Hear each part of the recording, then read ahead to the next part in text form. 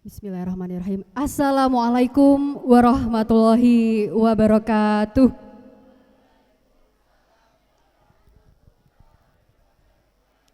Yang terhormat Kepala SMP Negeri 1 Tahunan Bapak Dr. Andes Muhammad Sodik. Yang kami hormati Bapak Ibu Guru, staf tata usaha dan karyawan SMP Negeri 1 Tahunan. Tak lupa anak-anakku dari kelas 7 sampai kelas 9 yang saya sayangi dan saya banggakan.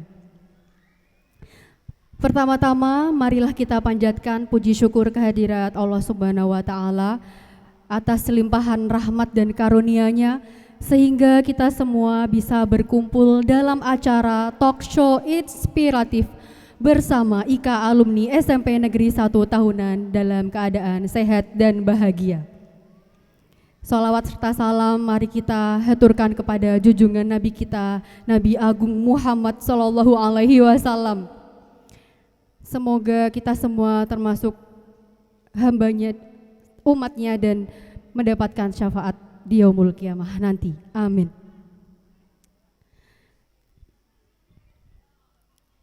Anak-anak kelas 7 sampai kelas 9, selamat pagi.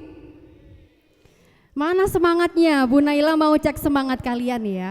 Ketika Bu Naila bilang semangat pagi, kalian bilang pagi, luar biasa tetap semangat. Begitu ya?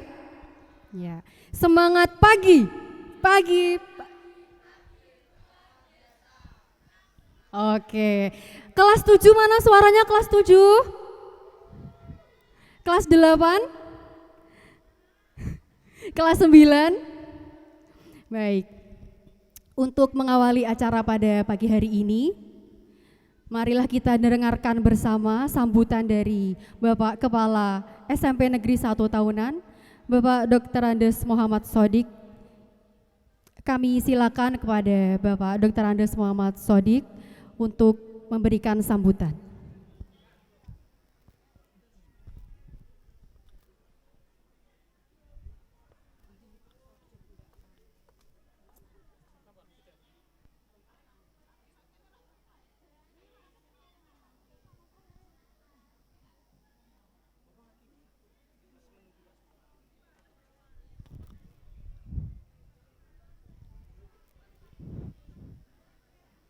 Sembari menunggu Pak Sodik, ayo kelas 7, kelas 8, kelas 9 kita merapat untuk mengikuti talk show inspiratif bersama IKA alumni SMP Negeri 1 Tahunan.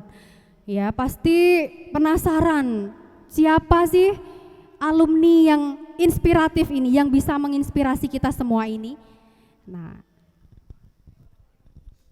baik, sudah bersama kita Bapak Sodik untuk memberikan sambutan pembuka acara talk show inspiratif bersama IKA alumni.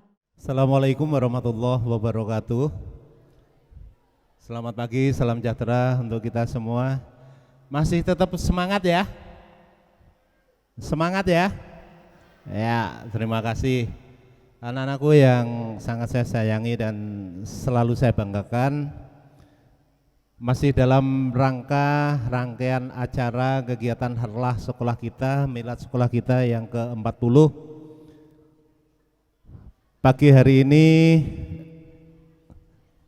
kita akan menyaksikan seperti apa yang terpampang ya di tembok talk show inspiratif ya bersama Ikatan Alumni SMP Negeri 1 Tahunan. Jadi nanti anak-anak akan bersama-sama Bapak Ibu Guru mengikuti kegiatan talk show ya dari kakak-kakak kelas kamu yang akan diwawancarai oleh teman-teman kamu ya. Ada yang alumni, ada yang jadi polisi, pengusaha dan sebagainya. Nanti kalian akan mengetahui ya bahwa alumni SMP Negeri 1 Tahunan ini sudah banyak yang sukses dalam kehidupan. Untuk itu saya minta kepada anak-anakku semua untuk bersama-sama kita nanti menyaksikan dialog interaktif ya antar alumni, dan saya harapkan nanti ada pertanyaan dari kalian. Kiat-kiat sukses dalam mencapai keberhasilan dalam kehidupan ya. Jadi nanti kamu jangan ragu-ragu, jangan sungkan, jangan malu untuk bertanya. Mungkin diantara kalian nanti kalau yang bertanya malah dapat siapa yang berani bertanya dapat, bukan apa Pak Yan, dapat mungkin 100.000 dari bapaknya siapa itu. Ada lagi ya, itu yang saya harapkan. Jadi anak-anak yang masih berada di kelas, saya minta untuk bersama-sama segera berkumpul di tempat yang telah disediakan ya. Santai, kamu cermati, kamu amati, kamu perhatikan serius sehingga akan ada manfaatnya untuk kalian semua. Saya kira itu yang bisa saya sampaikan ya. Terima kasih. Assalamualaikum warahmatullahi wabarakatuh. Di sini langkah kami dimulai. Jutaan cita-cita berakar di sini. Tempat ini bagaikan saksi dari pertemanan kami yang abadi. Seumpama kisah di bulan Juli di saat pertemuan ini.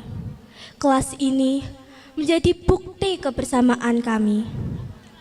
Detik waktu bagaikan sejarah hidup kami. Waktu menjadi penentu takdir. Disinilah kami mengenal sahabat sejati. Disinilah kami mengawali hari. Di sekolah ini, di rumah kedua kami.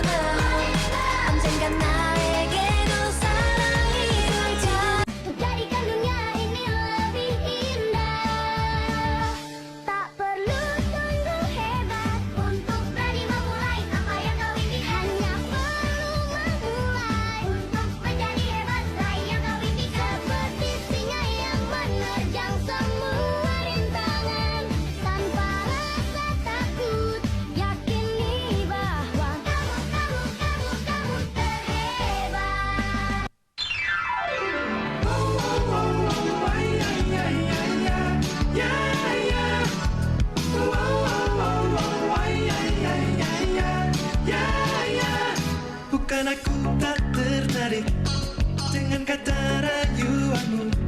Saat matamu melirik, aku jadi suka padamu. Tiap kali kau bermanja, gemetar rasa di dada. Ingin ku bisikan cinta, tapi hati ini malu jadinya.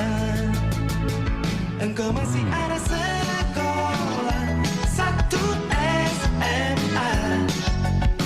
Belum tepat waktu tuh begitu begini.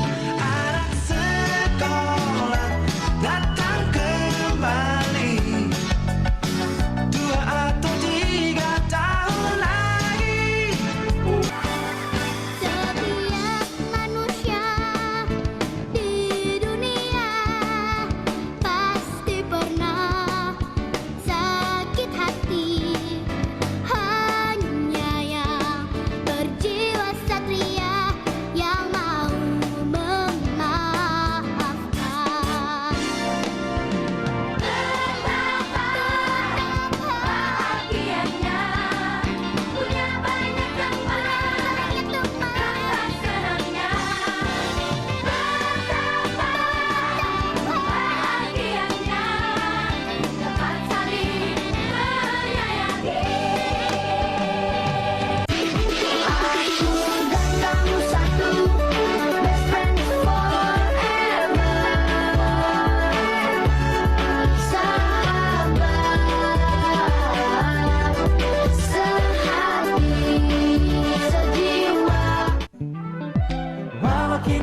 kita terpisah, namun jiwaku tetap di sana. Di masa masih sebebas oh, di masa rasa takut yang tak pernah mengganggu, di masa naluri bahaya, duduk dingin yang melebihi logika.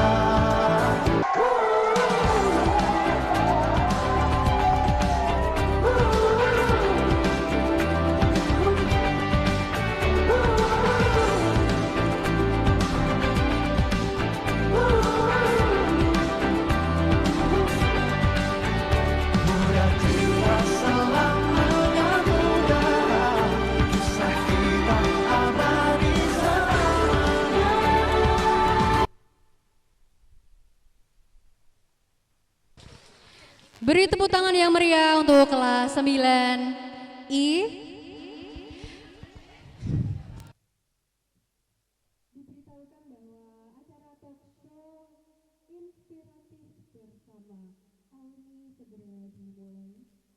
Kami silakan kepada Bapak Darwita untuk menuju ke panggung.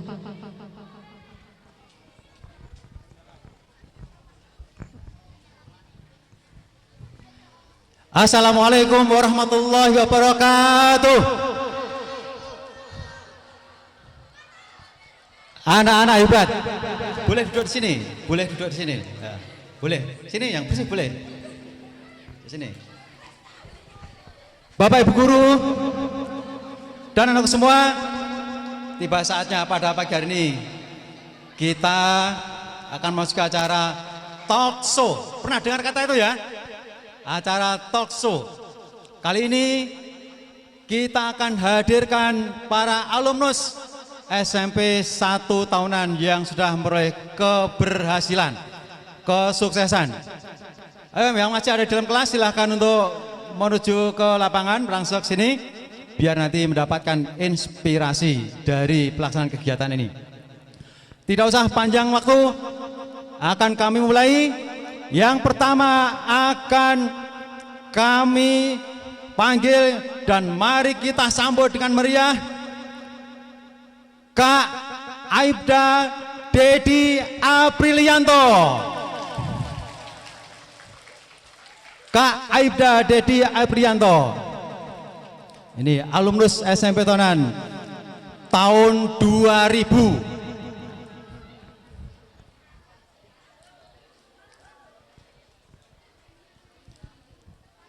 Mari Mas Didi, silakan. Alhamdulillah. Siap Mas? Alhamdulillah. Oh, silakan. Ya. Kemudian yang kedua, kita sambut Kak Sidik Dwijo Kangko. Kita sambut dengan meriah. Ini kakak kelasmu yang lulus tahun 1997.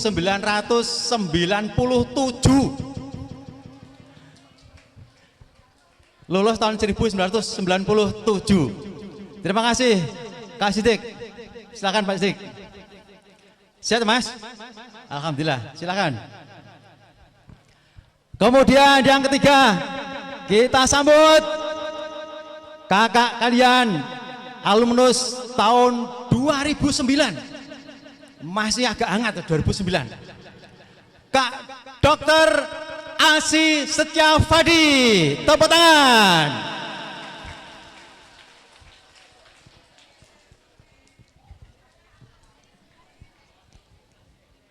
Terima kasih Kak Dr. Asi Setiafadi. Biasanya yang esok nyunti uang. Kita semua rugi kalau tidak melihat kegiatan ini, karena beliau-beliau ini memiliki kesibukan, namun meluangkan waktu di pagi hari ini untuk kalian semua. Tepuk tangan dulu.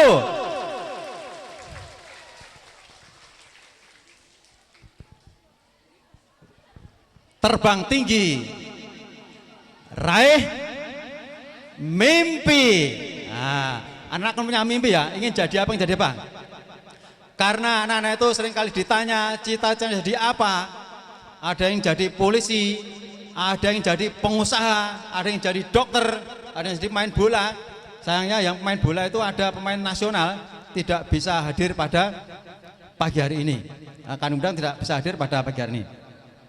Dan anak sekalian, mari kita ikuti kegiatan ini dengan sebaik-baiknya, dicermati, dirungokke.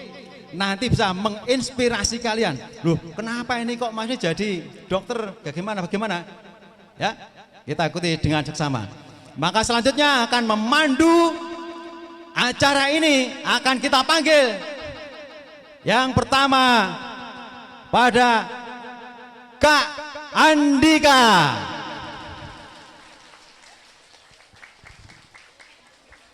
Terima kasih Kak Andika. Ini pemain basket, Mas. Jadi nang ngarep anu ngene-ngene tok wis do kesamplok mung suwe. Terima kasih Kak Andika. Kita panggil yang kedua Kak Naila, kelas 9I.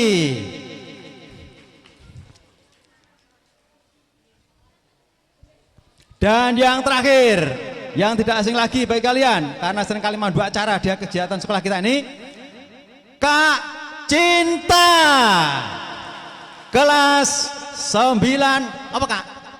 9F. Tepuk tangan untuk semuanya. Ya, terima kasih semuanya. Kami sampaikan terima kasih pada kakak-kakak alumni dan kakak yang nanti akan mengajukan pertanyaan-pertanyaan yang inspiratif. Kita ikuti. Yang ingin jadi dokter, jadi polisi, jadi apa nanti cara-cara gimana? Nah, ya kita ikuti. Untuk selanjutnya sepenuhnya akan saya serahkan kepada kakak-kakak pemandu kita. Ada Kak Cinta, Kak Naila, dan Kak Andika. Terima kasih dari Pak Dar. Sekian. Assalamualaikum warahmatullahi wabarakatuh.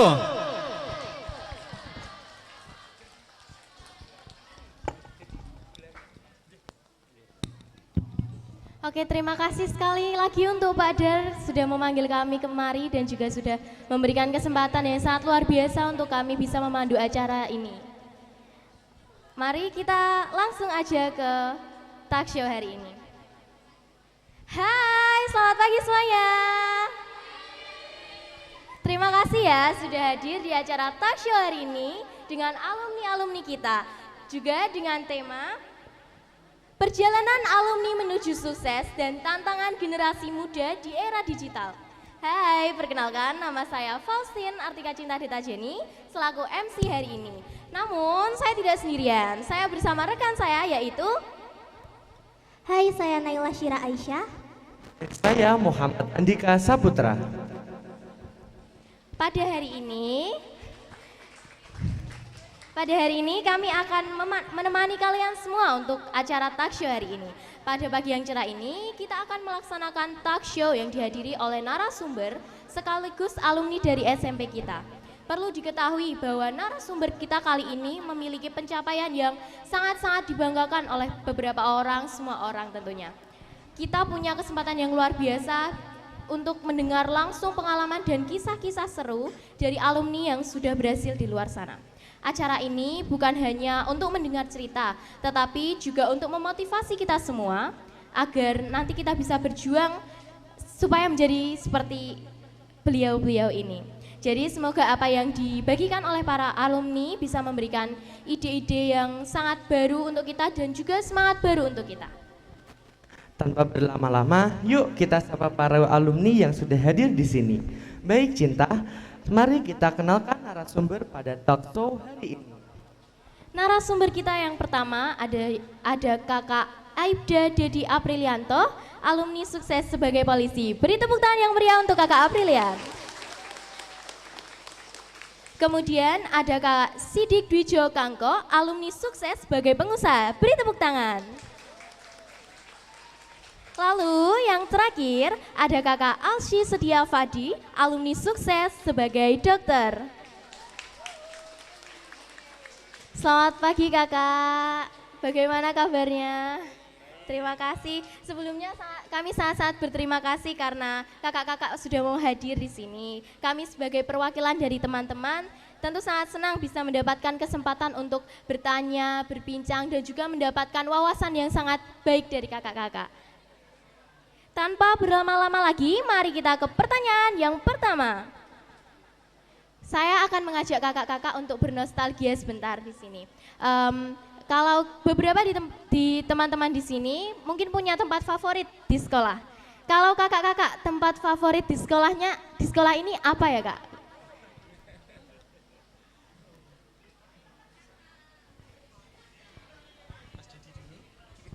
Monggo. Terima kasih waktu yang telah diberikan.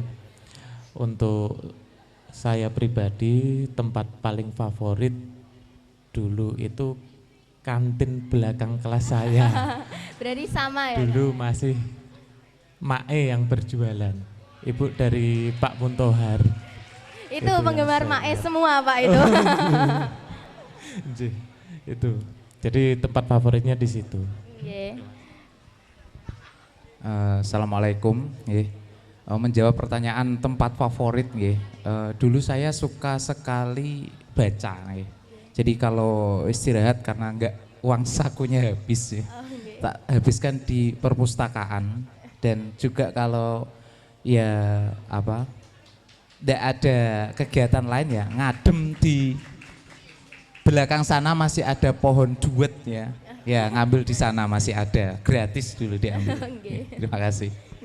Kalau dari saya yang memotivasi saya menjadi dokter itu dulu waktu kecil saya itu sering sakit, sering berobat, bahkan pernah sampai kena flek paru lah istilahnya ya waktu kecil. Mungkin sekarang banyak juga anak-anak yang kena flek paru. Nah itu akhirnya memotivasi saya untuk ternyata dokter itu bisa mengobati semua kalangan dari yang bayi bahkan sampai yang geriatri, sampai yang tua sekali ya. Itu saya termotivasi. Selanjutnya sepupu-sepupu saya juga ada yang jadi dokter. Nah mungkin itu yang membuat saya termotivasi ingin menjadi dokter. Kurang lebih begitu. Oke, terima kasih sudah menjawab pertanyaan dari saya. Sangat-sangat luar biasa sekali karena memang banyak sekali hal yang bisa memotivasi. Tolong beri tepuk tangan untuk narasumber kita sekali lagi. Oke, akan ada pertanyaan selanjutnya yang akan dibacakan oleh rekan saya. Tentang perjalanan karir ya. Jadi setiap perjalanan karir itu pasti ada tantangan, di mana harus kita hadapi, harus kita jalani. Kalau menurut saya yang paling mendukung dan menyelesaikan masalah dalam tantangan saya itu doa dari kedua orang tua saya. Jadi setiap saya memiliki masalah, setiap saya memiliki lika-liku dalam perjalanan karir saya selalu minta kepada orang tua saya untuk ikut mendoakan saya. Demikian, Mbak.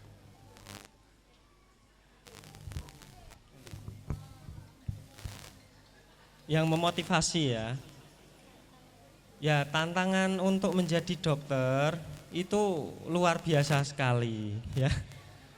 Jadi kalau pengen jadi dokter harus punya niat yang kuat, ketekunan dan komitmen karena banyak sekali halangannya ya. Ya kalau dari saya sendiri karena masuknya sudah susah, masuk kedokteran untuknya sudah susah, kemudian biayanya juga lumayan. Jadi kalaupun berhenti di tengah jalan itu dirasa kurang etis ya, kurang etis dan itulah yang memotivasi saya dan juga cita-cita ya. Harus benar-benar bersungguh-sungguh untuk mengejar cita-cita walaupun halangannya banyak. Tetap harus dijalani. Insya Allah kalau sudah dijalani lama-lama terasa ringan. Ya terasa ringan. Kemudian ya akhirnya bisa tercapai cita-citanya. Seperti itu. Kalau dari saya ya, kembali lagi ke cita-cita yang dulu ya, bersama dengan kawan saya, pada akhirnya ada sedikit melenceng lah dari cita-cita awal, bahwa memang akhirnya saya pada saat itu belum bisa mendapatkan buyer ekspor secara skala besar. Karena saat itu saya masih belajar menjadi seorang eksportir ya, saya belajar dulu menjadi seorang karyawan, seorang marketing di sebuah perusahaan mebel di Jepara, perusahaan yang lumayan besar. Dan di situ saya belajar di dunia marketingnya tidak langsung ekspor besar ya. Saya mencoba di retail atau ecer, tapi yang saya temui di dalam negeri dulu tahun 2009 itu kita baru ada Toko Bagus. Kalau sekarang orang taunya itu OLX ya, sekarang berubah menjadi OLX. Dulu itu belum ada pembayaran dengan sistem rekber seperti sekarang. Jadi customer bayar langsung nanti barang itu uang langsung diterima, kemudian pembeli kirim barang nggak harus transfer dulu langsung ke pembelinya, ke penjualnya, kemudian konfirmasi barang sudah ditransfer. Jadi masih marak sekali penipuan, kemudian masih marak sekali banyak sekali kendala pengiriman. Dulu pengiriman belum seperti sekarang ya. Pengiriman mungkin ya hanya dilakukan oleh Tiki dan Pos Indonesia, belum ada JNE, belum ada JNT. Itu yang membuat saya itu mencari informasi di luar negeri. Ternyata di luar negeri itu sistem toko online di sana itu, marketplace di sana itu sudah jauh lebih maju. Pembayaran itu sudah otomatis masuk dan tanpa perlu dikonfirmasi saya sudah transfer Kak dan sebagainya. Jadi sekitar kita itu memang dulu pas teknologi internet belum begitu maju, kita itu selalu tertinggal 10 tahun dari luar negeri, terutama Amerika ya. Jadi tahun 2006 mereka itu sudah punya marketplace, sudah pembayaran otomatis. Nah, tapi kita baru bisa itu di tahun 2016, jadi sekitar 10 tahun tertinggal. Nah, di tahun 2009 itu saya mencoba untuk berjualan di luar negeri menggunakan marketplace luar negeri dengan regulasinya yang sangat ketat ya, dan koneksi internet yang cuma 1 Mbps. Di situ saya kendalanya yaitu koneksi internet dan sistem pengiriman yang disupport oleh kita itu belum bisa murah. Dulu masih pakai EMS itu mahal sekali, apalagi DL sudah tidak mungkin cocok ya untuk harga barang dan juga harga pengiriman. Nah, dulu ada RLN dari pos tapi itu lama. Nah, itu jadi kendala untuk awal-awal juga. Nah, itu tapi dengan kendala seperti itu tetap menjadi motivasi bagi saya karena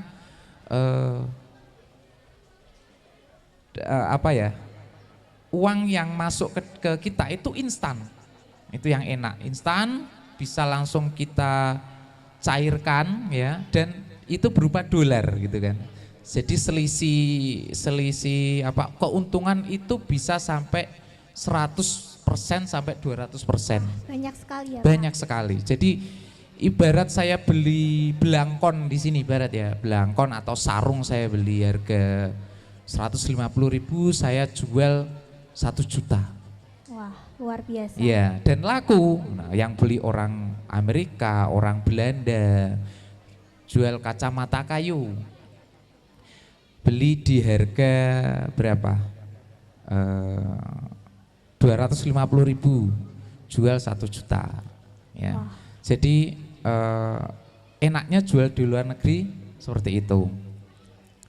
Jadi meskipun kendala-kendala itu tidak, ya itu ada semangat tersendiri ya, karena berjualan, saya fokus berjualan ke luar negeri dengan segala kendalanya. Alhamdulillah setelah berjalannya waktu, kendala-kendala itu sudah mulai di hari-hari ini lebih mudah ya, sudah pengiriman lebih murah, kemudian internet lebih kenceng, dan komunitas online sudah banyak. Dulu saya untuk mengatasi kendala informasi memang saya punya tim ya dari berbagai kota ya, saya ngumpulin mereka di Semarang, kumpul dari ada orang Kudus, ada orang Semarang sendiri, ada orang Salatiga, ada orang Solo, orang Sragen, kumpul di Semarang. Banyak seperti itu ya.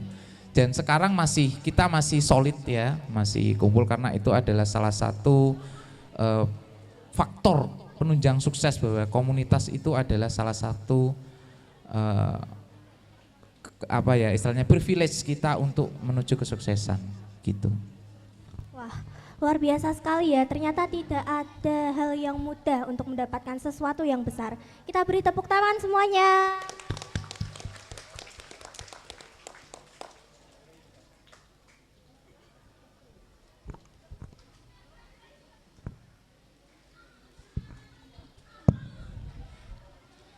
Baik kakak-kakak, pertanyaan kali ini saya akan mengajak kakak semua untuk bernostalgia selama sekolah di SMP Negeri 1 Tahunan. Apa sih pelajaran berharga yang kakak dapat selama bersekolah di SMP Negeri 1 Tahunan?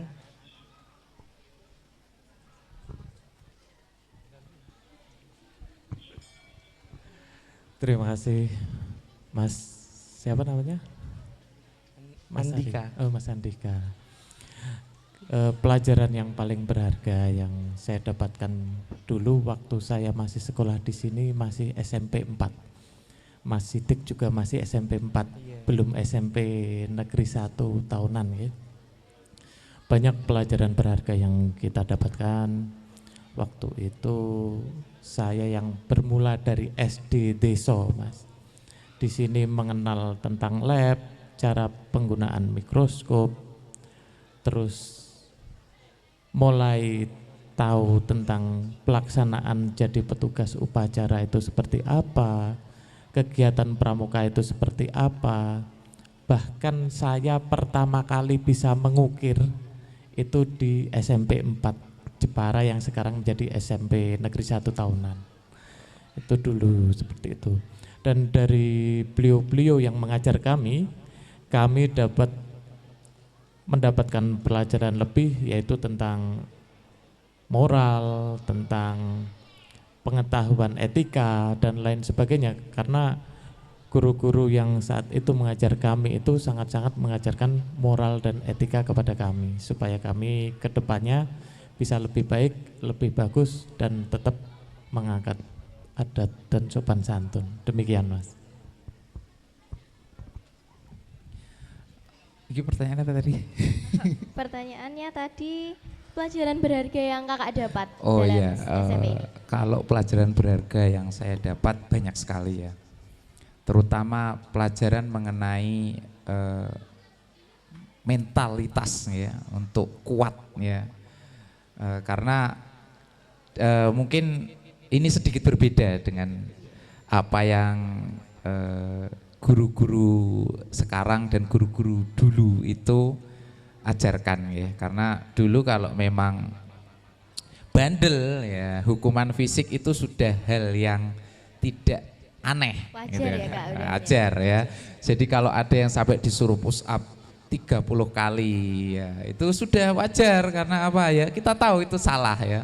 Sampai sekolah telat ya, udah sampai di upacara tidak bawa topi atau badge baju tidak lengkap. Untuk hukuman fisik lari keliling lapangan 10 kali sudah biasa, karena apa? itu adalah pembentukan mental bahwa kita harus mengakui bahwa kalau kita salah ya kita itu harus gentle untuk menerima hukuman gitu. Dan itu membentuk mentalitas saya bahwa menjadi manusia itu harus betul-betul siap dengan konsekuensi yang dilakukan. Jadi kalau saya bilang pelajaran ya normal gitu ya. Mungkin adik dengan saya yang sekarang ya pelajaran matematika ya seperti itu. Pelajaran bahasa Indonesia, bahasa Inggris ya seperti itu Mas. Tapi memang pelajaran kehidupan yang saya dapatkan dari guru-guru itu mungkin sedikit berbeda. Jadi terima kasih Bapak Guru, Ibu Guru, terutama Bapak Guru, Ibu Guru Pak Darwito dan Bu Kos yang dulu juga wali kelas saya. Yang Pak Darwito dulu masih Joko ya, belum, pas ngajar saya belum menikah. Soalnya insya Allah kalau nggak salah menikah tahun 95, jadi ngajar saya awal-awal tahun 94, jadi masih muda beliau, jadi sama Bu Kos berdua itu yang masih ada. Itu memang terima kasih sudah menjadi bagian dari perjalanan hidup saya, sampai saya bisa menjadi seperti ini.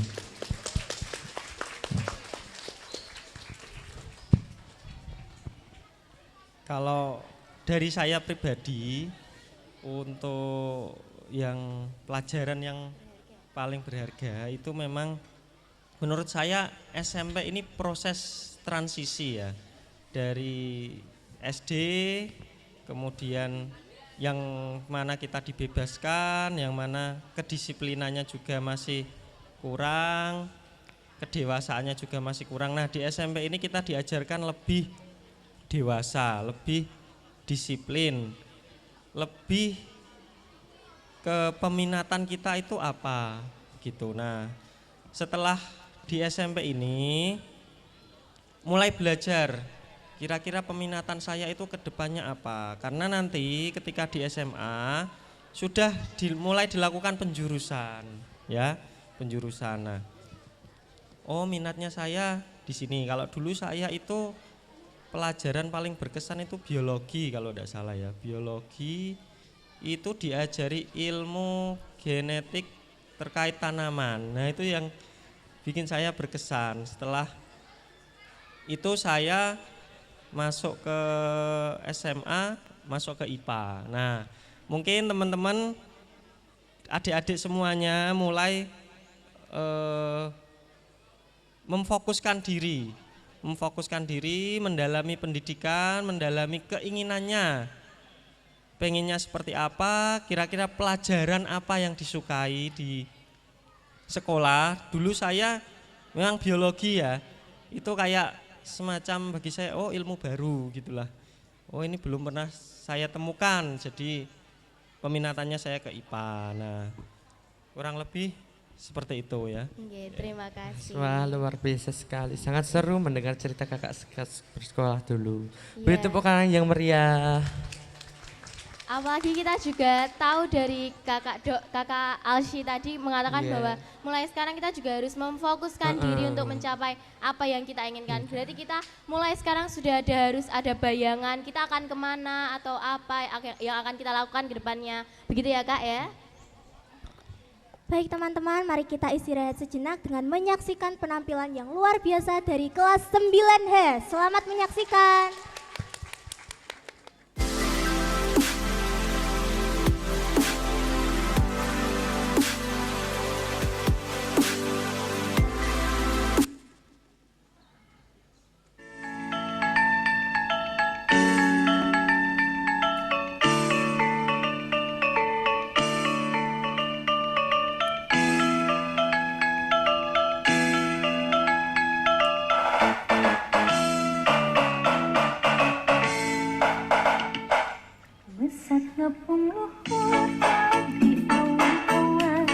Belajar kerjaan tangan, pandai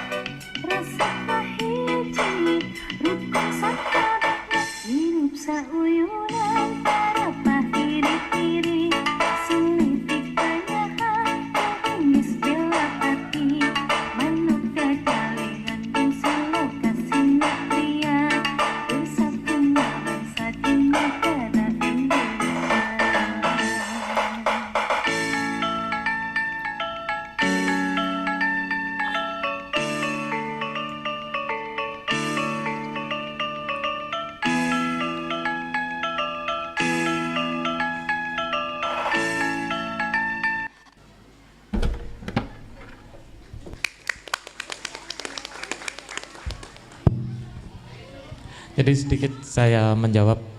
Pertanyaannya apa tadi Mbak? Apa yang saya sukai dari pekerjaan saya? Ya. Kurang lebih seperti itu. Alhamdulillah saat ini saya ditempatkan di dekat rumah, khususnya di Polres Jepara yang sebelumnya sempat melintang ke Bogor, ke Ternate, Maluku Utara, sampai akhirnya bisa kembali lagi ke Jepara.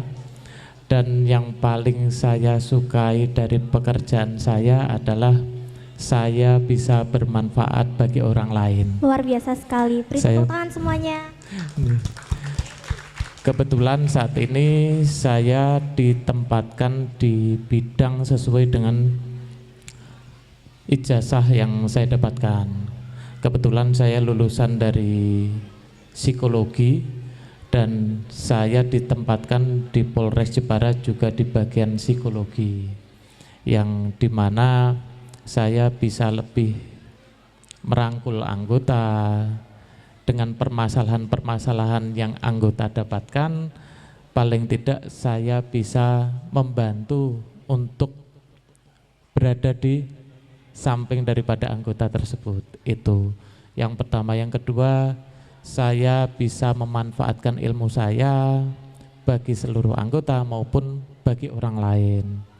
Yang ketiga, yang paling saya sukai karena ini salah satu cita-cita saya dari kecil dan patut saya syukuri,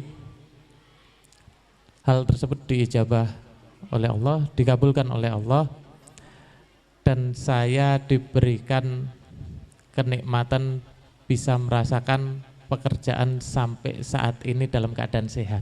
Demikian Mbak. Wah, luar biasa sekali. Tidak hanya bekerja, tetapi beliau pekerjaannya itu diniatkan untuk kemanusiaan.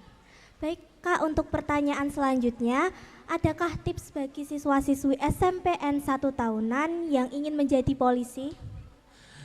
Tips untuk adik-adik sekalian yang berkeinginan untuk menjadi anggota Polri, yang kebetulan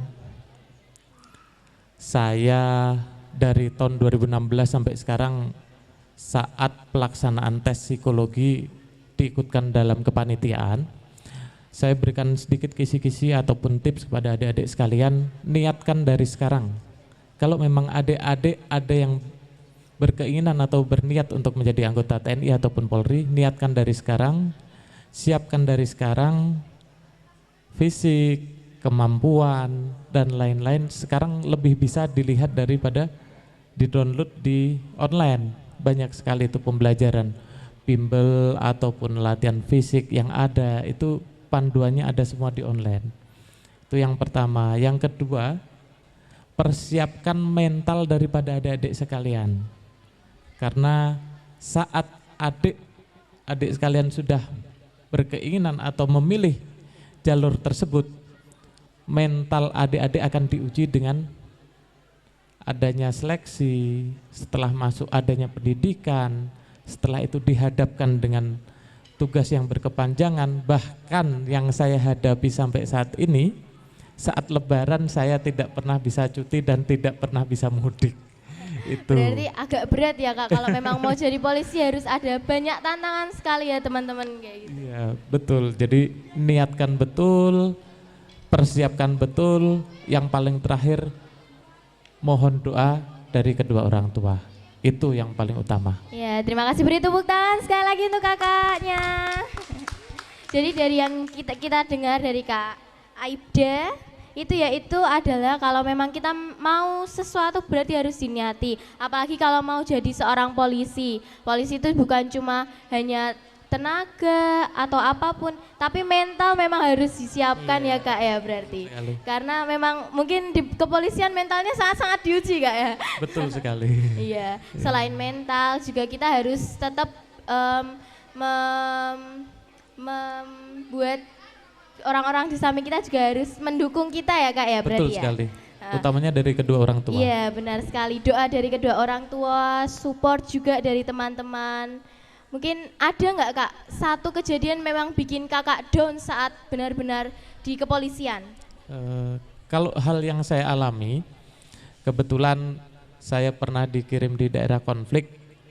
Saat itu saya berhadapan langsung dengan, mohon maaf saat itu separatis, tahun 2005 sebelum ada tsunami di sana. Saya dihadapkan langsung, berhadapan langsung dan merasakan gimana rasanya kontak senjata. Yang semula kita anggap kontak senjata itu hal yang menyenangkan sebelum kita jadi polisi, wah enak bisa tembak-tembakan. Di sana kita berpikir gimana caranya nyawa kita bisa selamat itu. Iya. Berarti bukan hanya memikirkan caranya bisa bertahan, tapi kita juga harus bisa membuat strategi untuk membantu teman-teman kita juga bertahan ya Kak. Betul ya, sekali. Oke, terima kasih sekali atas jawabannya Kak. Beri tepuk tangan sekali lagi. Oke teman-teman, mari kita istirahat lagi. Kita saksikan penampilan berikutnya dari teman-teman kita, dari kakak-kakak kita juga. Dari kelas 9G, beri tepuk tangan, selamat menyaksikan. So welcome to Wonderland, Indonesia, the sacred Nusantara.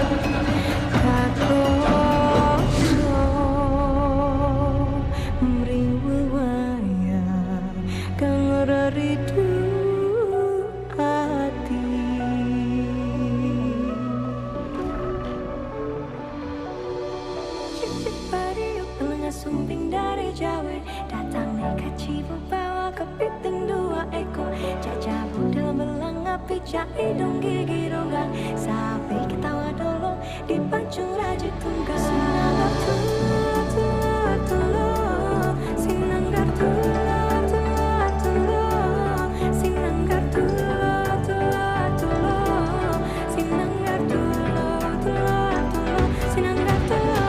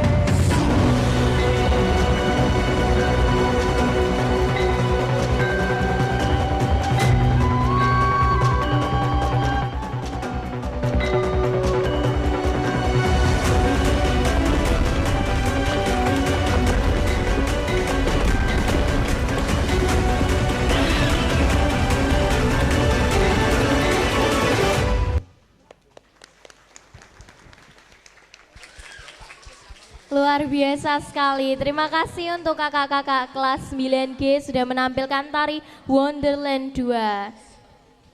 Oke, selanjutnya Kak Dika, apakah ada pertanyaan? Terima kasih. Kalau nama saya menjadi unik itu karena bapak saya itu seorang dalang wayang kulit senior di Jepara. Dulu kenapa saya dinamakan Dwi Jokangko? Dwi Jokangko itu nama lain dari Yudhistira. Saat dia itu menyamar menjadi seorang saat dikejar-kejar oleh Kurawa, dia hidup di desa menyamar dengan nama Dwi Jokangko.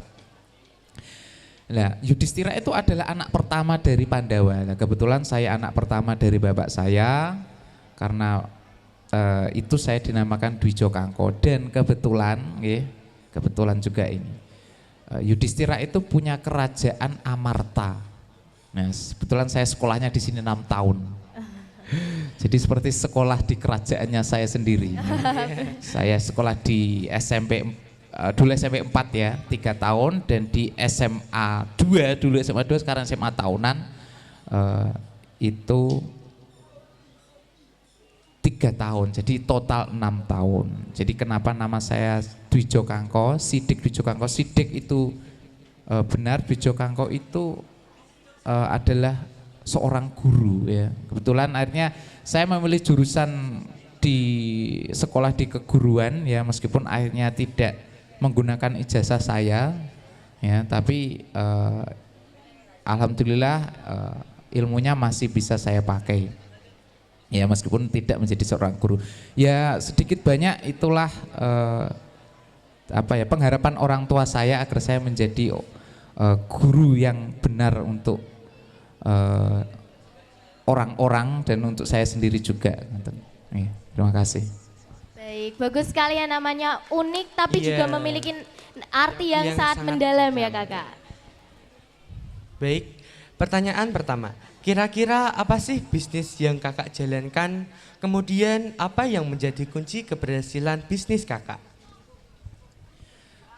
Kalau bisnis yang saya jalankan ya, awal saya kerja sebagai marketing di sebuah perusahaan mebel, saya melihat potensi menjual di marketplace luar negeri itu luar biasa gitu kan.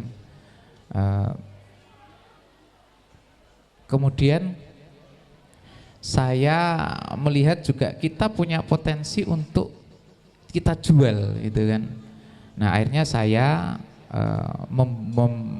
mencari informasi di internet seperti apa itu bisnis online. Kebetulan dulu awal tahun 2007 ya, 2007 itu kan sudah ada mulai Facebook ya, baru mulai Facebook. 2007 di mana Dek?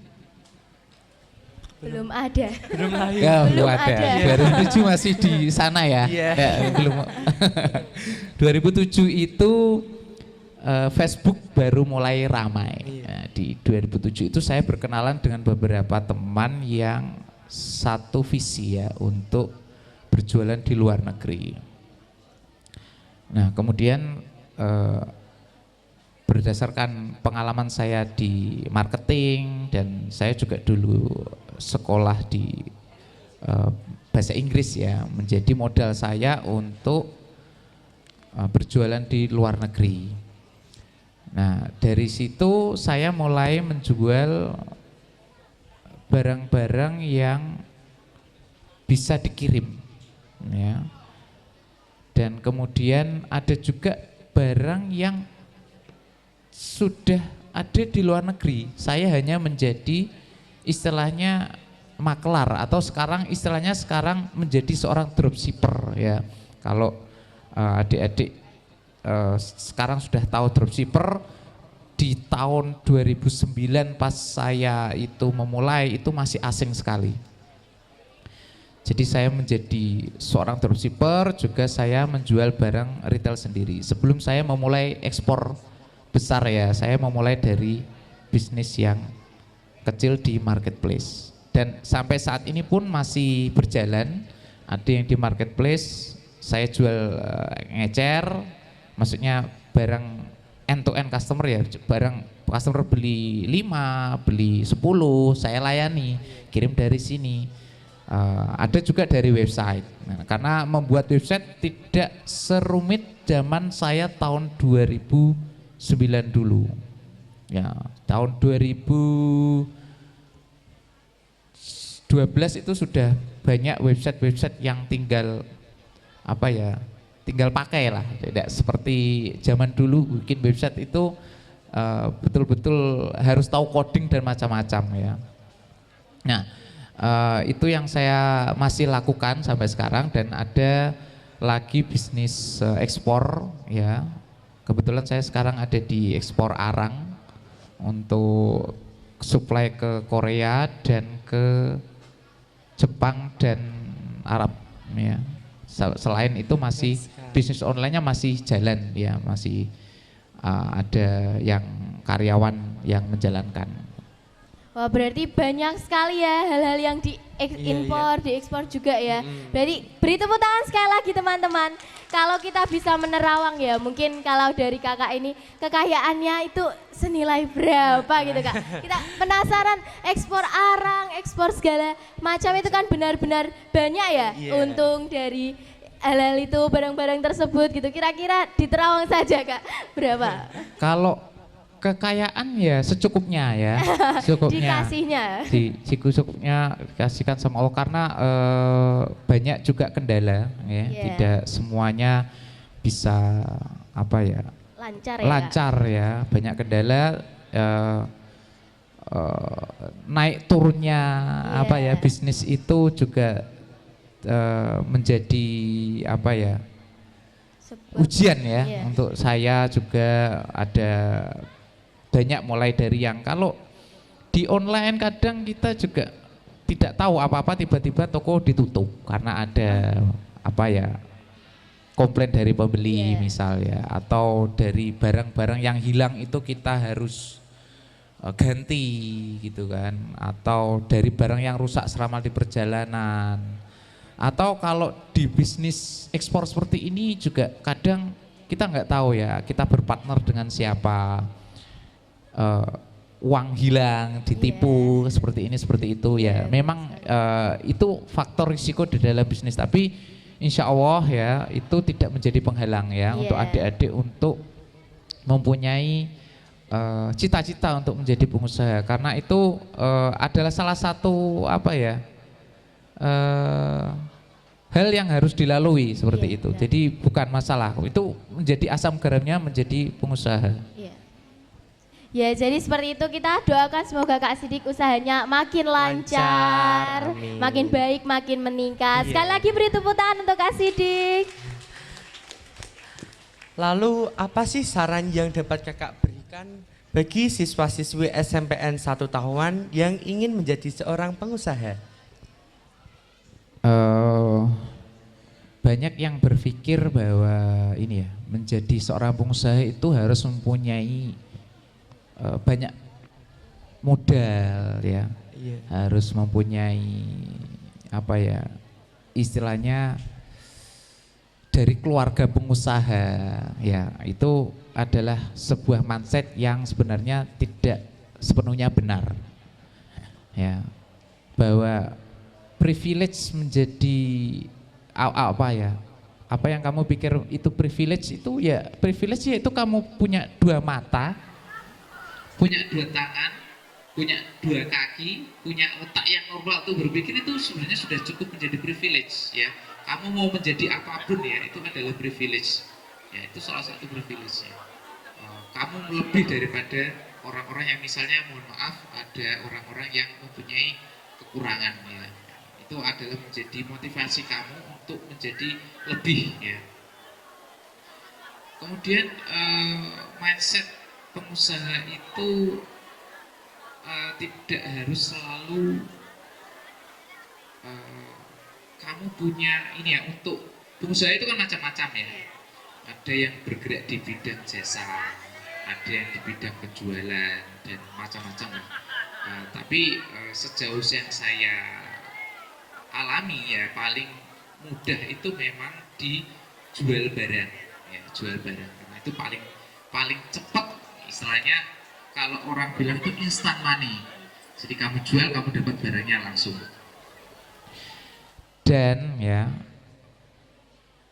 di era teknologi yang sekarang ya, kamu tidak perlu punya barang untuk bisa jadi penjual. Nah, itu yang membedakan dulu dan sekarang. Kalau dulu kamu harus punya barangnya dulu. Kamu buka tempat usaha, kamu kumpulin barang di situ, kamu pajang. Nah, orang datang untuk beli, orang datang untuk bayar. Nah, kalau sekarang orang bayar, kamu tidak punya barangnya. Orang bayar, uangnya kamu ambil, kamu belanjakan, kamu kirim, selisihnya itu milik kamu kan gitu, untungan kamu kan gitu.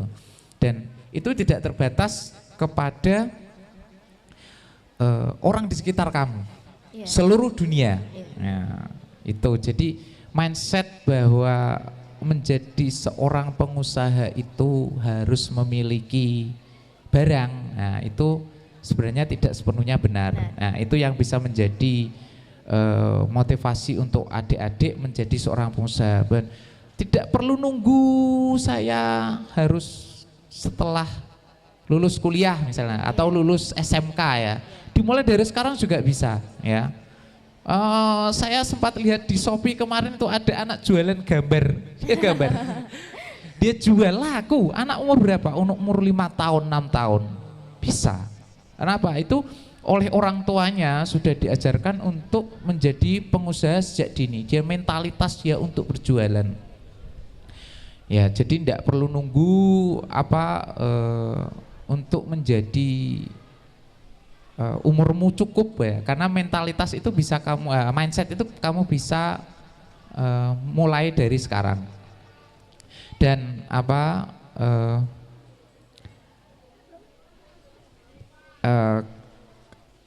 yang mengenai ini ya, keberuntungan ya. Ada orang yang sukses terus orang bilang wah beruntung sekali ya dia bisa mendapatkan seorang buyer ya, terus akhirnya mendapatkan order, dia akhirnya menjadi uangnya banyak, hartanya banyak ya. Kalau orang bilang keberuntungan, murni keberuntungan itu seperti kamu mendapatkan lotre atau itu seperti orang berjudi. Itu keberuntungan yang benar-benar ya enggak seperti itu keberuntungan bekerja. Keberuntungan itu adalah kesempatan itu datang saat kamu siap. Kesempatan itu datang saat kamu siap. Misal ada pembeli datang, Pak, kamu bisa bikin barang ini enggak? Misalkan kursi, meja. Nah, kebetulan dia siap-siap, Pak, saya bisa bikin. Nah, itulah namanya, akhirnya dia mendapatkan order, dia bisa menjadi kaya karena dia mendapatkan kesempatan dan dia siap. Tapi saat kesempatan itu datang, ya, Pak bisa bikin kursi, bisa bikin meja, wah nggak bisa Pak. Nah, itu dia kesempatan itu datang dan dia tidak siap. Nah, itu adalah keberuntungan yang terlewatkan. Jadi keberuntungan itu kombinasinya mendapatkan kesempatan dan siap. Nah, makanya kesiapan itu harus dia siapkan dari sekarang.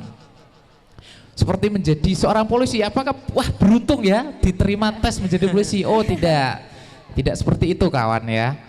Harus belajar ya. Saat kesempatan itu datang ya, mendapatkan undangan untuk menjalani tes dan kamu siap, kamu menjadi polisi. Seperti juga menjadi dokter ya. Saat kesempatan itu datang, ujian ada datang, kamu sudah belajar bertahun-tahun untuk siap saat kesempatan itu datang. Jadi menjadi dokter tidak karena beruntung tapi karena kesempatan itu datang dan kamu siap. Kapan kamu siap? Dari sekarang kamu siapkan. Ya. Dari sekarang kamu siapkan, kamu belajar. Kamu ingin menjadi apa? Nah, kamu ingin menjadi apa? Itu yang kamu siapkan. Jadi saat kesempatan itu datang, kamu sudah siap dan kamu itu yang dinamakan beruntung. Mungkin seperti itu ya. Wah, luar biasa, saran yang sangat bermanfaat untuk kita semua. Beri tepuk tangan yang meriah. Baik teman-teman, mari kita istirahat lagi yang ketiga dengan menyaksikan penampilan yang luar biasa dari kakak-kakak kita kelas 9C. Selamat menyaksikan. Tina, Tina, Tina, Tina, Tina, Tina. आज के लड़के I tell you कितने Lallu what to do.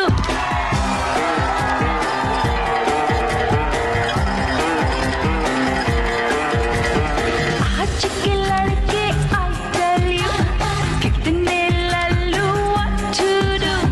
कोई मुझे पूछे how are you, कोई मुझे बोले how do you do.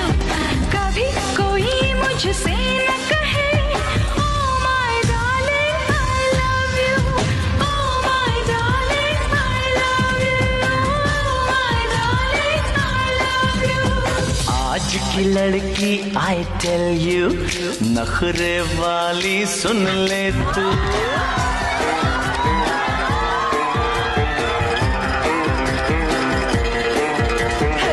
आज की लड़की I tell you नखरे वाली सुन ले तू. ना मैं पूछूं how are you, ना मैं बोलूं how do you do. अभी यही मैं कहता हूँ oh my darling I love you, oh my darling I love you, oh my darling I love you. आज के लड़के I tell you कितने Lallu what to do.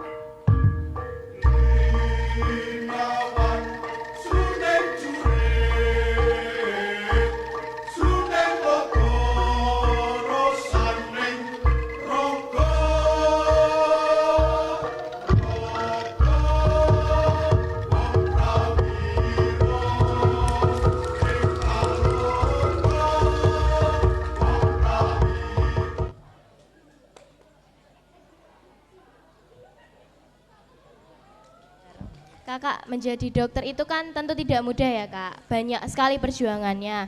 Ada mulai dari pikiran, tenaga dan juga tentu aja dana yang sangat-sangat tidak kecil ya Kak ya. Kalau Kakak itu kenapa memilih dokter sebagai profesi Kakak? Ya, sebelumnya saya tanya dulu. Di sini ada yang berminat menjadi dokter apa tidak? Ayo yang mau jadi dokter. Yang berminat menjadi dokter. Dokter hewan juga boleh kan ya Kak? Boleh, dokter gigi boleh. Atau ada di bidang kesehatan lain. Ada enggak? Oh itu ada yang angkat tangan. Banyak Kak, cuma tapi Banyak malu-malu ya Kak? Iya. Dokter itu apa sih? Dokter itu salah satu profesi yang mulia dan dihormati ya. Karena dia menjadi salah satu pilar untuk sebuah negara, yaitu pilar kesehatan ya. Iya, Kak. Di samping itu juga menjaga kesehatan masyarakat sekaligus mengobati yang sakit menjadi sehat, yang tidak bisa jalan menjadi jalan gitu ya. Iya. Nah, itu yang memotivasi saya ingin menjadi dokter. Ya, kurang lebih seperti itu. Iya, baik kan kalau memang mau jadi dokter perlu banyak perjuangan juga Kak, ya.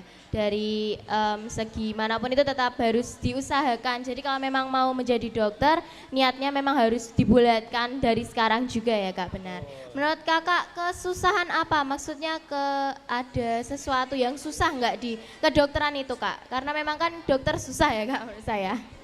Ya, menjadi dokter itu memang susahnya karena prosesnya panjang sekali ya. Yeah. Mungkin adik-adik mulai sekarang kalau pengen jadi dokter, mulai dikhususkan belajar keminatannya ya. Kalau pengen jadi dokter mungkin mulai belajar biologi, kimia, matematika itu karena yang akan mendukung kedepannya nanti. Yeah. Kemudian memahami efisiensi pendidikan. Nah, pendidikan ini penting sekali karena apa? Ketika kalian menjadi dokter itu nggak selesai belajarnya, masih belajar terus menerus karena ada update ilmu terbaru, pengobatan terbaru, perawatan terbaru, harus memahami efisiensi pendidikan, memahami efisiensi belajar. Nah, setelah itu memasuki memasuki SMA. SMA pun harus penjurusannya IPA ya. Setelah masuk IPA mulai diniati belajarnya. Karena apa? Karena nanti nilai kalian di SMA itu dilihat untuk masuk ke perguruan tinggi ya. Terutama yang tadi saya sebutkan, biologi, matematika, fisika. Itu harus benar-benar ditekankan. Ketika menjelang UN dan selesai UN harus belajar lebih ekstra, biasanya ikut bimbel-bimbel. Bimbel-bimbel untuk menuju memasuki universitas. Nah, universitasnya macam-macam ya, ada yang negeri, ada yang swasta. Apalagi sekarang banyak dibuka fakultas kedokteran karena Indonesia masih kekurangan dokter dan distribusinya masih belum merata. Nah, adik-adik yang berminat menjadi dokter, insya Allah masih dibuka banyak kesempatan ya. Apalagi yang berjiwa sosial tinggi yang saya pengen mengabdikan diri di Papua, mengabdikan diri di Kalimantan Utara. Nah, itu sangat terbuka sekali kemungkinannya ya. Yang jiwa-jiwa petualang yang masih dibutuhkan oleh negara, monggo adik-adik ya berminat. Nah, setelah menjalani bimbel kemudian masuklah ke perguruan tinggi. Nanti ujiannya macam-macam ya. Ada yang masuk negeri itu nanti SBMPTN namanya ya. Kemudian ada yang jalur mandiri. Nah, ini untuk yang jalur mandiri yang swasta, biaya masuknya itu sekitar 200 sampai 300 juta sekarang. 200. Nah, mungkin mulai sekarang mulai nabung ya. Nabung sebulan 10 juta. Nanti kalau selesai SMA pas 300 juta ya. Tapi kalau yang mau jalur yang lebih murah ada jalur prestasi namanya ya. Jalur SBMPTN itu lebih murah. Makanya digiatkan belajarnya, ditingkatkan prestasinya. Ada yang bisa lewat jalur tahfidz Quran, ada yang bisa lewat jalur prestasi mungkin dari juara olahraga apa atau pernah memenangkan prestasi apa, itu bisa. Kalau enggak nilainya harus tinggi-tinggi ya. Kemudian waktu ujian SBMPTN untuk masuk negeri itu nilainya juga harus tinggi karena persaingannya banyak ya. Kalau mungkin saya dulu itu dari SMA 1 tahunan, jadi gak harus SMA favorit, tidak. SMA biasa pun bisa kalian masuk ya, selama kalian ada keseriusan, Kemudian setelah masuk ke dunia fakultas kedokteran, S1 kedokteran namanya ya, itu kuliahnya selama 4 tahun, lama ya, kuliah 4 tahun. Nanti semester awal, dulu saya semester awal itu masuk kuliahnya itu memang masih murah, 110 ya. 110 juta, 110 juta. Wow. Per semesternya itu 7 sampai 10 juta. Kalau sekarang yang universitas swasta itu sekitar 200 sampai 300. Itu per 200, semester atau? Enggak, masuknya gedungnya. Kak? Per semesternya itu 20 sampai 30 kalau enggak salah. Ya, belum biaya yang lain, Tapi ya jangan putus semangat ya. Insya Allah kalau ada jalannya pasti bisa. Nah, nanti semester awal mulai belajar anatomi itu menghadapi langsung mayat ya. Mayat tidur kalian pelajari ya. Mayat asli ya Kak, mayat berarti? asli. Langsung kalian pelajari. Kemudian seterusnya berjenjang sampai 4 tahun. Setelah 4 tahun belum selesai. Kalau yang lainnya kan sarjana kemudian selesai lulus kerja. Nah, itu harus menempuh profesi. Supaya kalian bisa menjadi dokter. Begitu lulus S1 itu cuman sarjana kedokteran. Setelah itu harus profesi namanya koas. Nah, ini mungkin adik-adik pernah dengar ya, koas di rumah sakit itu 2 sampai 3 tahun.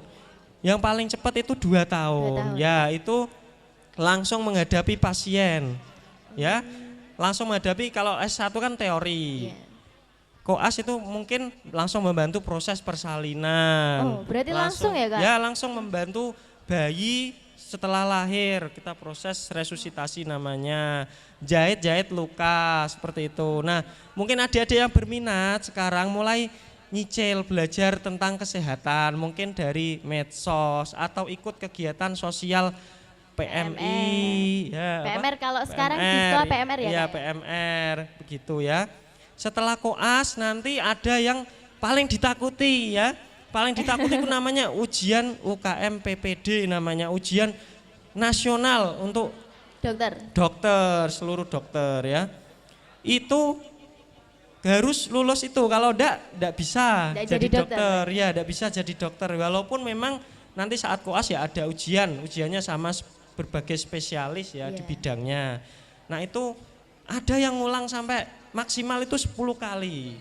Nah, 10 kali kalau sudah tidak bisa ya gagal. Sudah berarti tidak bisa jadi dokter ya? Jadi dokter. Ada yang kakak tingkat saya seperti itu. Makanya harus belajar, makanya ketekunan, niat belajar.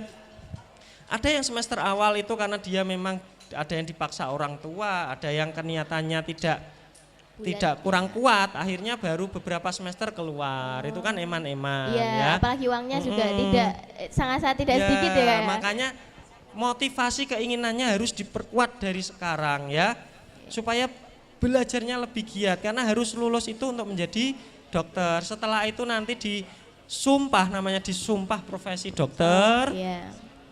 Setelah lulus jadi dokter tidak boleh langsung bekerja, harus mengabdi dulu ke negara sekitar 1 tahun. Dulu saya mengabdinya di RSUD Samarinda di Kalimantan Timur. Ya, 1 tahun itu mengabdi, alhamdulillah dapat gaji tapi ya tidak banyak ya. Setelah itu baru boleh proses bekerja jadi dokter. Nah, setelah jadi dokter umum namanya, kalian harus cari pengalaman dulu minimal 2 tahun bekerja. Itu pun di rumah sakit ya. 2 tahun bekerja, setelah itu baru menempuh pendidikan spesialis namanya. Mau pendidikan spesialis penyakit dalam atau penyakit mata atau kandungan, macam-macam lah keinginannya, itu bisa sampai 7 sampai 8 tahun lamanya kuliah lagi. Ya. Berarti lama banget. Jadi lama banget, dari mulai S1 sampai spesialis itu lama banget kuliahnya ya. Dan banyak sekali ujiannya. Dan juga dananya juga ya. Tapi tidak usah risau, tidak usah takut, mulai dicicil dari sekarang, semangat, insya Allah pasti bisa ya. Ya, mungkin kurang lebih seperti itu. Terima untuk kasih perjalanan Kak. menjadi Beri dokter. tepuk tangan untuk Kakak Asyi. Oke Kak, ada pertanyaan lagi. Support terbesar dalam perjalanan karir Kakak, karena kan memang kita tahu dokter susah ya Kak ya. Support terbesarnya itu apa Kak? Dari siapa? Kalau support tentunya ya dari orang tua ya.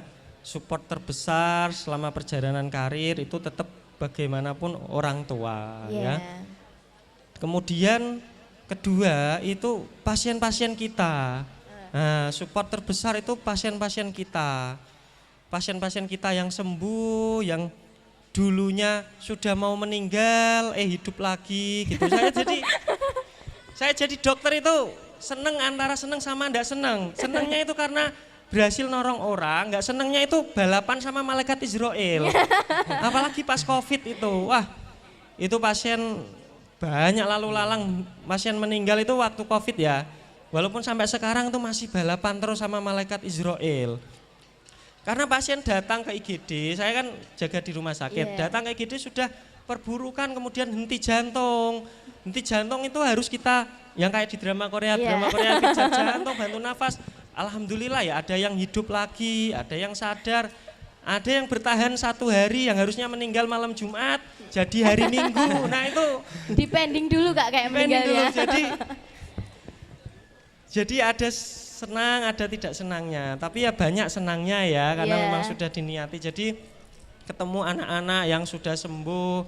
Alhamdulillah saya juga buka rumah sunat. Nah itu ketemu pasien-pasien yang saya sunati. Alhamdulillah yang makannya sedikit jadi gemuk sekarang.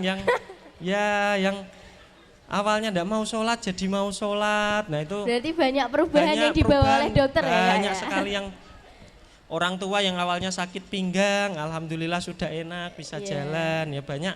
Nah itu yang memotivasi saya untuk menjadi seorang dokter karena bisa, alhamdulillah ya, bisa menolong orang, bisa membantu, mengembalikan nyawa ya, istilahnya balapan sama malaikat Israel tadi itu ya. Ya gitulah. Terima kasih. Ada pertanyaan saja untuk kakak lagi, maaf ya Kak. Apa yang paling berkesan dari pengalaman kakak sebagai dokter? Yang paling berkesan itu ya banyak sih memang. Salah satunya banyak, Kak? salah satunya ya tadi yang mungkin yang sudah mau meninggal. Jadi seperti hidup itu, lagi. yang ya hidup lagi, kemudian banyaklah kasus-kasusnya ya. Ini saya cerita ada kasus terbaru ya, mungkin untuk teman-teman semua itu sekarang banyak pelecehan seksual terhadap anak. Kemarin itu baru periksa ke saya anak SD usia 8 tahun ya. Itu karena memang sekarang kan yang banyak bekerja itu kan perempuan ya, Amit Sewu ya. Bekerja di garmen atau di apa, yang ngomong itu justru malah bapaknya di rumah. Ya, bapaknya di rumah. Tahu-tahu diperkosa sama bapaknya. Datang diantar sama Pak D-nya sama ibunya. Bilang itu kemaluannya sakit sama keluar darah. Setelah itu baru mengaku itunya bapak dimasukkan ke saya. Nah itu enggak cuma 1 2 ya, banyak. Terus akhirnya apa? Anaknya selain organ genitalnya sakit, fisik mentalnya juga terganggu. Jadi pandangan kosong seperti itu, anhedonia, artinya tidak mau diajak komunikasi, tidak mau diajak teman-temannya. Setelah kontrol masih nyeri, akhirnya dirujuk ke dokter spesialis obstetri dan obgyn ya, ginekologi seperti itu. Nah itu yang ya banyak berkesan, banyak kasus-kasus yang seperti itu kasus visum yang Iya. anaknya dipukul oleh ayahnya karena bertengkar dengan ibunya, mungkin karena faktor ekonomi atau apa, itu datang ke IGD. Terus ada yang banyak lah macam-macam. Ya itu yang banyak sekali berkesan untuk saya ya. Kalau kasus yang unik menurut kakak, selama kakak jadi dokter, unik banget gitu atau gimana gitu kak? Kasus unik itu tergantung ya perspektifnya. Iya. Biasanya sih kasus penyakit-penyakit yang sakit jiwa itu yang unik ya. Mungkin ada yang tiba-tiba mukul gitu ya kak Win? Sama saya itu sudah tak tanya sudah sembuh, sudah enak, sudah tidak ada, artinya nggak ada bisikan-bisikan atau apa, dari rumah sakit jiwa sudah dipulangkan. Sampai rumah ada bakul cilok lewat tiba-tiba dipukul. Akhirnya kembali lagi ke rumah sakit jiwa. Memakan korban ya kak seperti memakan itu? korban. Terus ya banyak lah kasus unik. Iya kasusnya banyak sekali. Banyak ya, mungkin di medsos banyak ya. Iya sudah menyebar juga luas menjadi ya. Berita-berita yang sangat sudah lumrah Ya, di kalangan kita juga betul. kak. Nah yang jadi pandangan saya itu, kalau pasien, ini Ahmed Sawi ya cerita ya. Iya. Pasien anak-anak itu ketika diantar orang tuanya itu benar-benar diopeni ya. Katakanlah orang tua tidak punya biaya tapi masih dipaksakan berobat ke sana. Nanti anaknya yang dablek ya. Ini teman-teman jangan suka naik motor ugal-ugalan ya. Wah. Saya itu Banyak ya. sering itu dapat yang mabuk terus nabrak apa, butuh pengobatan, butuh operasi karena cedera kepala berat ya, butuh operasi sampai 30 juta lebih. Orang tuanya harus jual tanah segala macam, itu kan kasihan ya, enggak boleh. Tapi begitu orang tua yang sakit diantar anak 6, doi ciri-ciran enggak punya biaya. Jadi belum tentu. Nah itu yang wah itu benar-benar jadi pelajaran ya untuk saya dan teman-teman ya. Hormatilah orang tua. Kadang kalian sakit itu orang tua rela jual apapun, tapi begitu orang tua yang sakit itu sampai icir-iciran, sampai lempar-lemparan tanggung jawab. Akhirnya apa? Dipulang paksa, akhirnya meninggal di rumah. Kan seperti itu kasihan. Ya.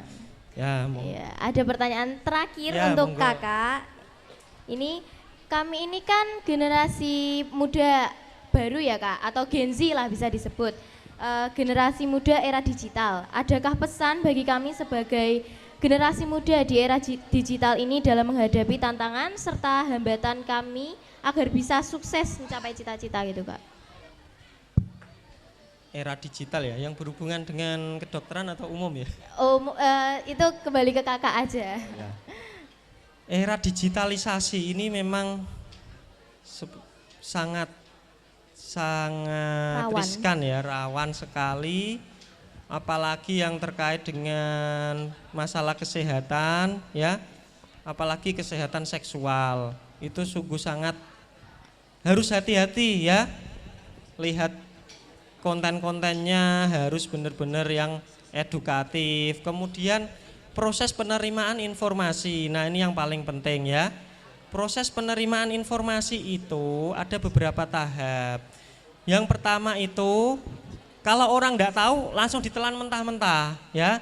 Teman-teman adik-adik semua kalau lihat berita atau lihat apa jangan langsung dipercayai, di cross check dulu ya.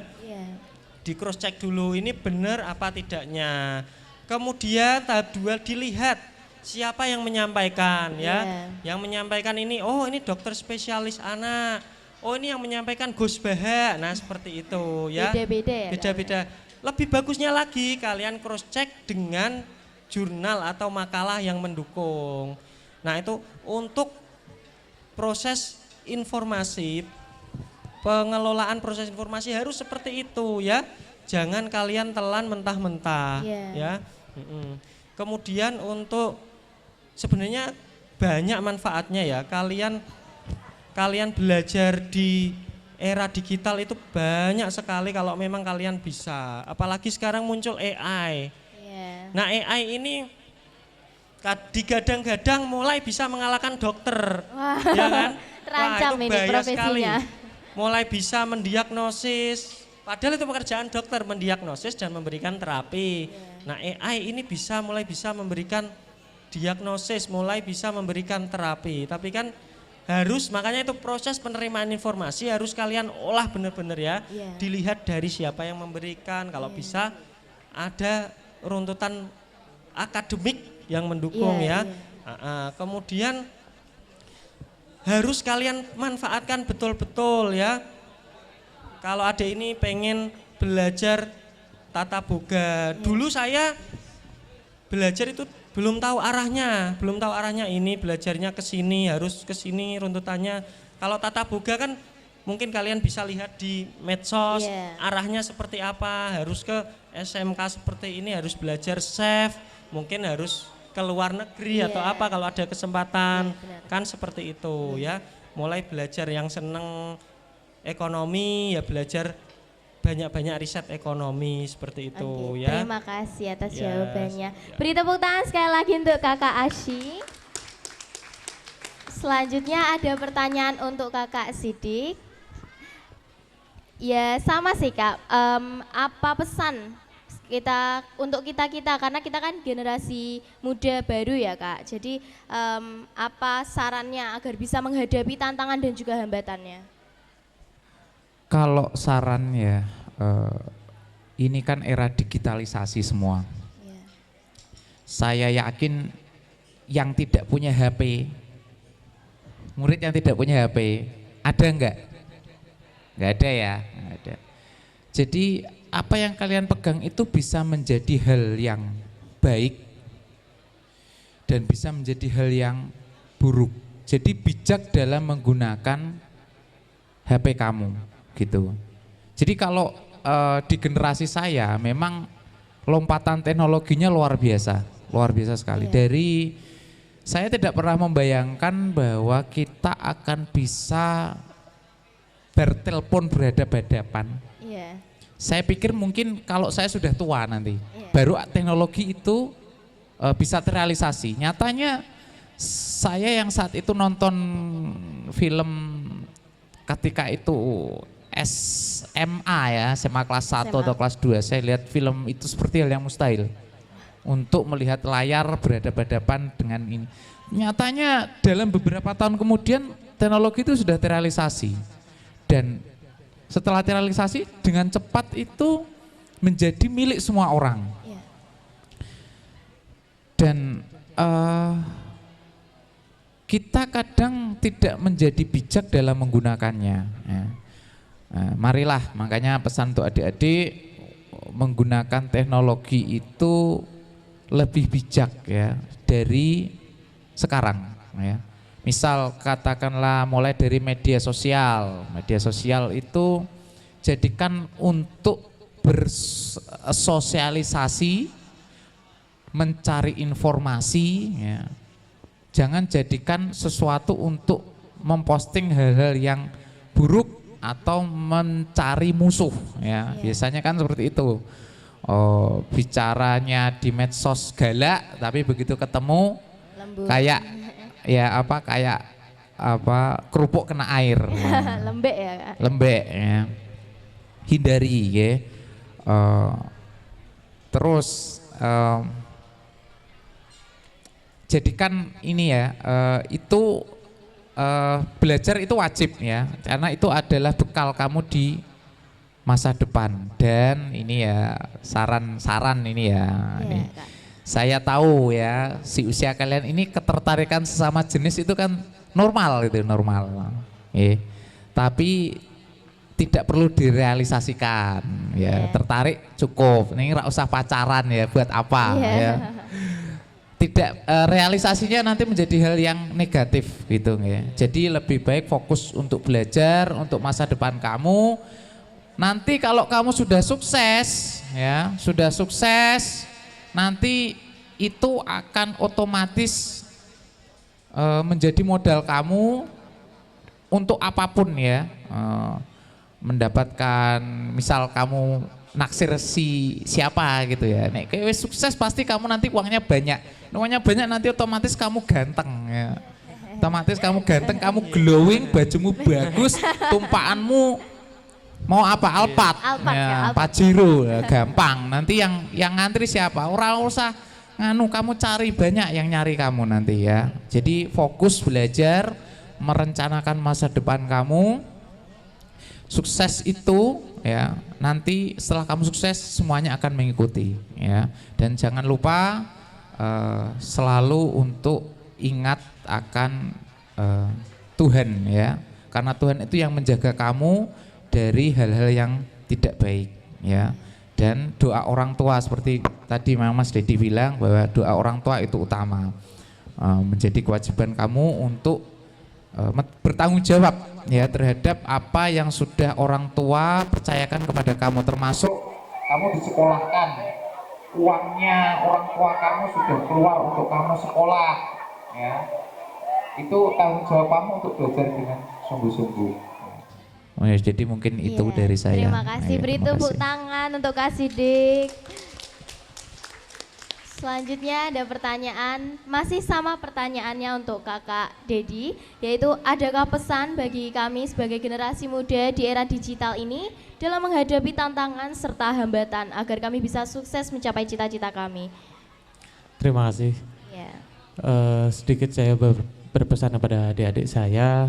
Tadi sudah disampaikan panjang lebar oleh Mas Alfi, Mas Sidik tentang lebih bijak dalam memilih dan memilah daripada jejak digital yang sudah ada. Sedikit saya sampaikan kepada adik-adik, 80% kasus kriminal yang dilakukan oleh anak umur 20 tahun ke bawah, 80% kasus di Jepara yang dilakukan oleh anak umur 20 tahun ke bawah diawali dengan digital. Jadi saya lebih berpesan kepada adik-adik, lebih hati-hati, lebih bisa memilih, memilah, dan bijaksana dalam menggunakan digital tersebut. Apapun itu, apapun bentuknya, lebih hati-hati, lebih bijaksana dalam menggunakan hal tersebut. Tambah lagi kalau dulu zaman saya kecil sampai saya muda itu ada istilah mulutmu harimaumu. Tapi kalau saat ini selain mulutmu harimaumu, ada jarimu singamu, matamu ularmu. Jadi dari mata saja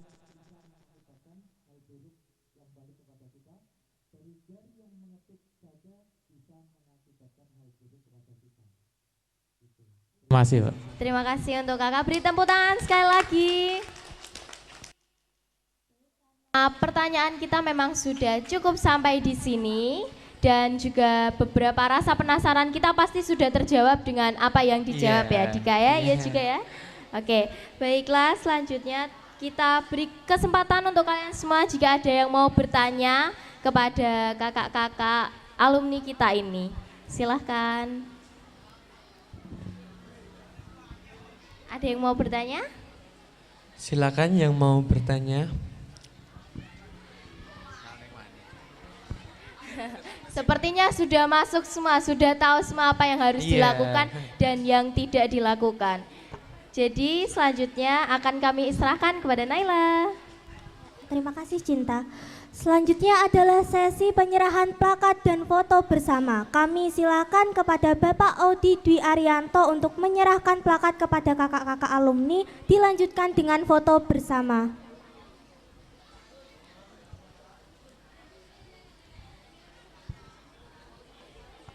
Panggilan untuk Bapak Audi untuk menyerahkan plakat dan juga kenang-kenangan untuk kakak-kakak alumni kita.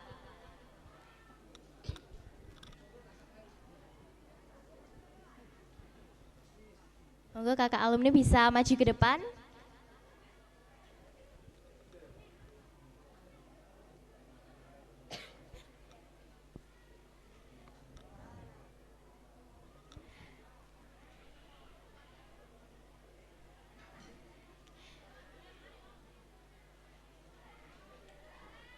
Baik, mari kita beri tepuk tangan untuk kakak Dedi, maaf Kak.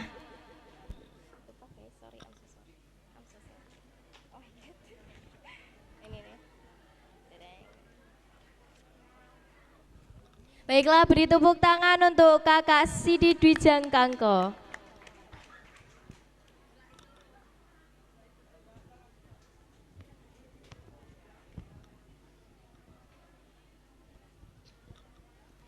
Selanjutnya kita beri tepuk tangan untuk Kakak Alsy Setia Fadi.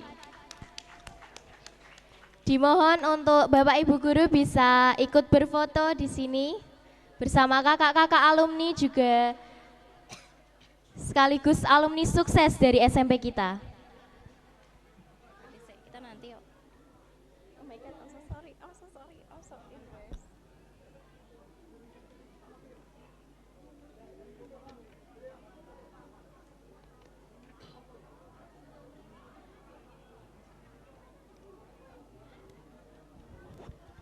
Panggil lagi, Pak. Maaf ya, Pak. Panggil lagi.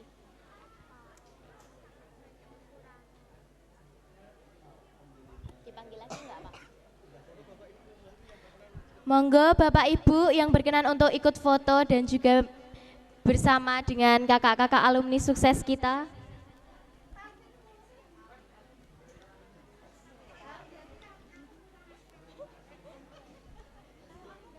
Enggak masuk ke depan. Mau di depan mawon, Bu, kayak di depan mawon. Dipersilakan untuk maju ke depan agar bisa terlihat semua saat foto. Ya, kita di belakang aja. Oh my gosh.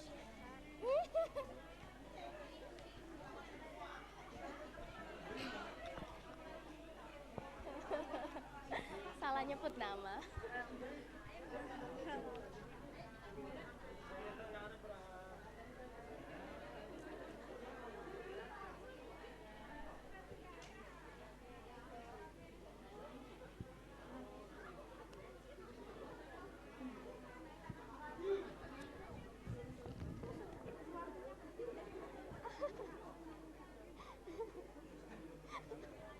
Sukses sebagai penyanyi dangdut.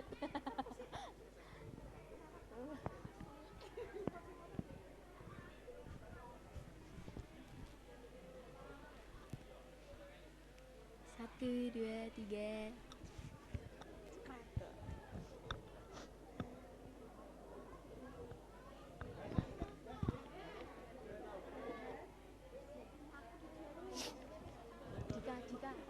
Dika. Nanti penampilan kelima, kamu ngomong penampilan terakhir sekaligus penutup. Penampilan terakhir sekaligus penutup. Enggak, ini loh, kayak kamu ngomong penampilan terakhir sekaligus penutup. Baik. Nah. Penampilan dari kelas 9E juga aja. Perwakilan untuk teman-teman OSIS bisa naik ke panggung untuk berfoto bersama dengan alumni sukses kita. Dimohon untuk anggota OSIS bisa naik ke atas panggung.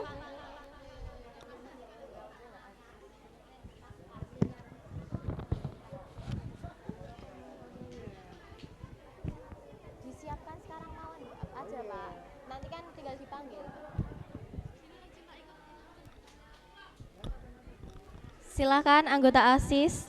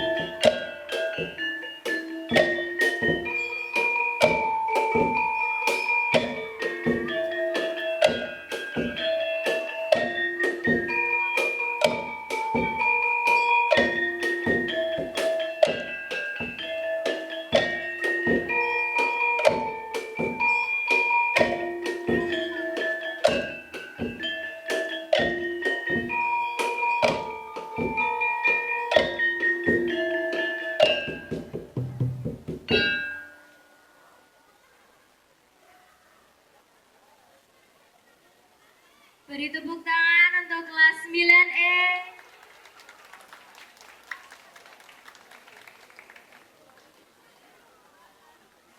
Bagus sekali penampilannya. Terima kasih untuk kelas 9E yang sudah menampilkan sebuah tari dan juga gamelan-gamelan yang sangat-sangat mengalur indah dan bagus ya.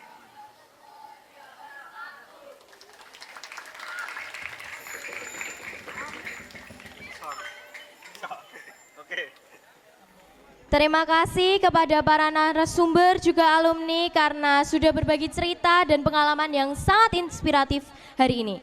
Kami semua merasa lebih termotivasi tentunya. Terima kasih juga kepada teman-teman yang sudah hadir dan mau menyaksikan dan ikut berpartisipasi. Semoga acara ini bermanfaat dan memberi banyak inspirasi. Sampai jumpa di acara berikutnya dan jangan lupa untuk terus belajar dan bersemangat. Selamat siang.